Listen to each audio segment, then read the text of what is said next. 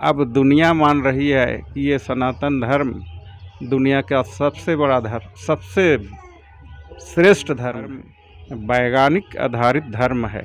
और केंद्र सरकार की जो भी योजना है उसको ठप कर दिया गया है। जो भी केंद्र सरकार जो भी राशि दे रही है, राज्य सरकार उस दिशा में काम नहीं कर रही है।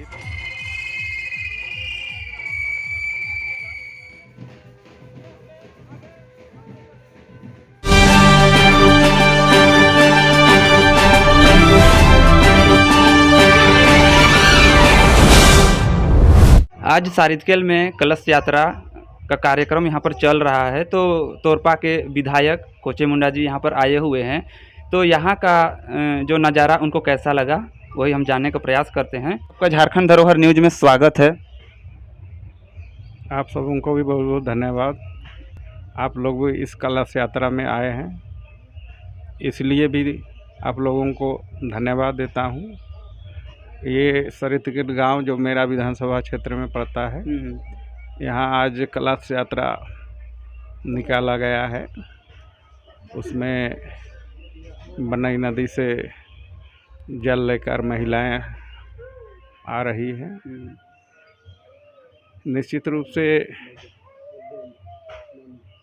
महिलाएं जागरूक हो गई है और अपना सनातन धर्म के प्रति सजग हो रही है, सचेत हो रही हैं कि अपना धर्म, संस्कृति, परंपरा को किसी भी हालत में नहीं छोड़ना है। निश्चित रूप से ये जो सनातन धर्म पर विश्वास करने वाले प्राचीन काल से ही करते आ रहे हैं और मेरा ही नहीं, अब दुनिया मान रही है कि ये सनातन धर्म दुनिया का सबसे बड़ा धर्म, सबसे श्रेष्ठ धर्म है। ऐसा धर्म इस धरती में और कहीं दिखाई नहीं पड़ता है और विदेशों में भी आप देखने को मिल रहा है कि इस धर्म के प्रति लोगों का आकर्षण बढ़ रहा है। और ये धर्म सिर्फ दिखावा के लिए नहीं है, ये धर्म वैज्ञानिक आधारित धर्म है। हर चीज़ प्रकृति से जुड़ा हुआ धर्म है। मंत्र, चाहे विद्या मंत्र हो, चाहे तंत्र मंत्र हो, में ताकत है, इसमें शक्ति है। इसलिए अब महिलाएं जागरूक हो रहा है और प्रकृति के प्रति, भगवान के प्रति सजग हो रही है। और हम सभी जानते हैं कि शक्ति का ही पूजा होती है। जहाँ भक्ति है वहीं शक्ति आती है। इसलिए यहाँ की महिलाएं, यहाँ के लोग अब सशक्त हो रहे हैं अपना आस्था के प्रति और इस तरह से निश्चित रूप से इस धर्म के प्रति आस्था बढ़नी चाहिए। हम विश्वास करते हैं कि इस तरह भगवान के प्रति आस्था रखेंगे, पूरा विश्व के लिए कल्याण हो। इसी निमित्त आज यहाँ भी कलश यात्रा निकाला गया है। जैसे कि हमने देखा वहाँ पे कि आप भी अपना गाड़ी से उतर के रोड नदी तक पैदल यात्रा किए, आपको कैसा लगा? मैं तो यहीं से गांव जैसे ही पहुंचा मैं गाड़ी से उतर गया। हाँ। क्योंकि गाड़ी तो एक मानव निर्मित गाड़ी है।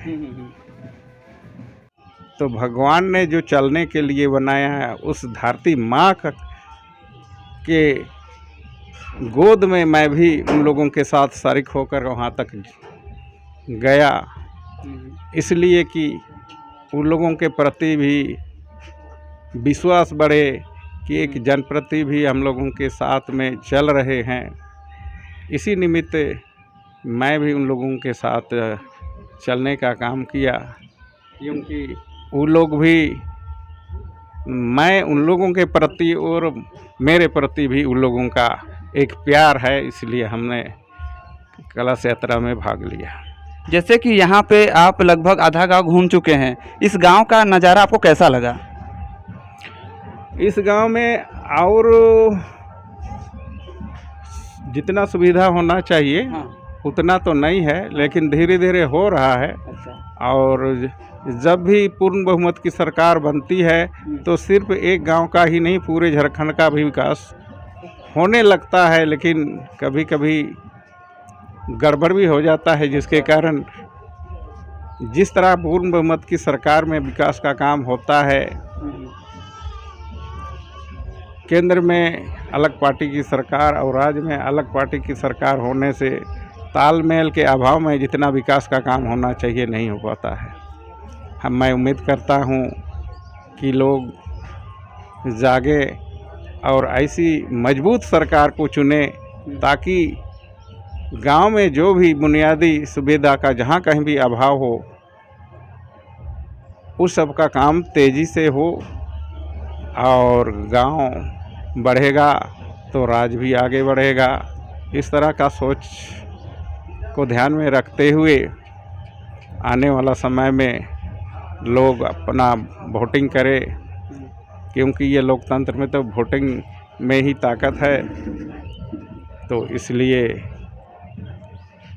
पूर्ण बहुमत की सरकार बने, ऐसा मैं भगवान से भी प्रार्थना करता हूँ। इस गांव में बहुत से ऐसे जो काम आधा अधूरा पड़ा हुआ है, तो उसके बारे में आप कुछ मदद। देखिए, मैंने जो कहा ना, अभी पूर्ण बहुमत की सरकार नहीं होने के कारण जो भी केंद्र सरकार जो भी राशि दे रही है, राज्य सरकार उस दिशा में काम नहीं कर रही है। जितना भी विकास का योजना यहाँ पर लटका पड़ा हुआ है, धीमी गति से हो रहा है, पैसा को डाइवर्ट कर दिया जा रहा है, इसीलिए काम नहीं हो रहा है।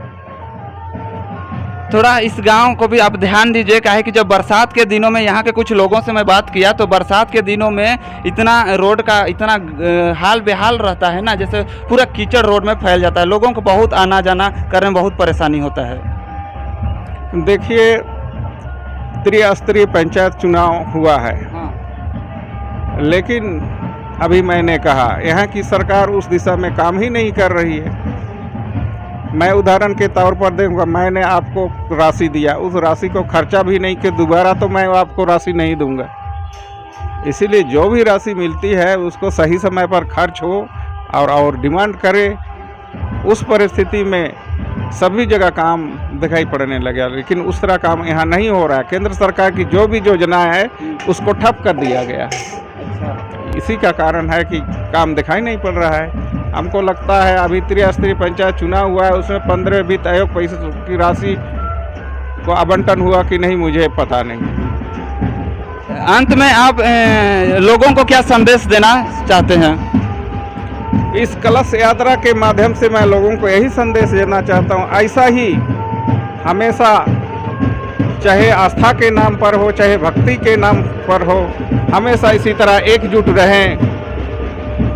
और ये संदेश ये कि हम लोग एकजुट हैं, क्योंकि एकजुटता में ही ताकत है, शक्ति है।